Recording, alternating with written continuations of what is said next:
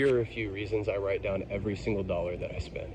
Number one, it saves me money, because by writing down every dollar that I spend, sometimes on the small stuff especially, like a convenience store drink or something like that, I just am not going to spend it because I don't even want to take the time to write it down. And by forcing myself to write it down, I basically create more friction there, so there are less transactions. So number one, it saves me money.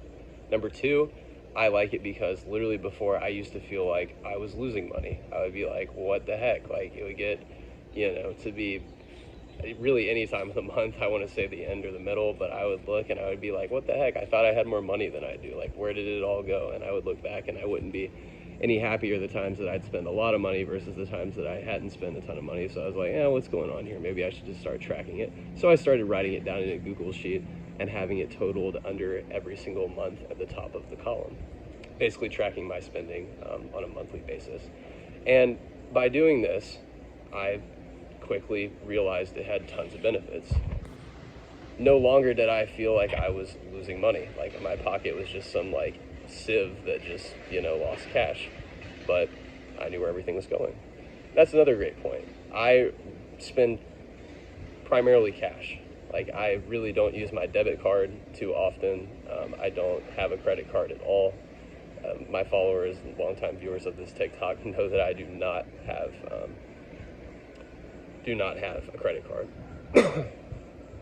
So basically, if I spend cash, my bank statement can't track that for me as easily as if I did it with my debit card exclusively.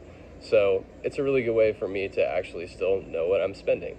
And since cash makes it feel like I'm losing something when I spend money, it psychologically tricks me into spending less of it, which is a good thing. You want to feel like there's pain when you spend $300, $400, $500 and you do it with a card. You don't even feel it. Like, the card's swiped, it comes back to you, your brain registers no pain at all, basically. But by actually following through and using the cash, you experience the pain every time, and thus you spend less money. So that's been good.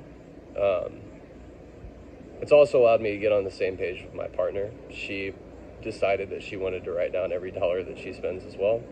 And so we have a shared spreadsheet where she sees exactly what I'm spending and I see exactly what she's spending, and we add it together and we know what we're spending as a unit, which is a great thing to know, because most millionaires, multimillionaires especially, married, one of the things that they always say is that being on the same page with their person is what allowed them to do this. Very rarely do they say it's because they were on separate pages, which is almost never the case.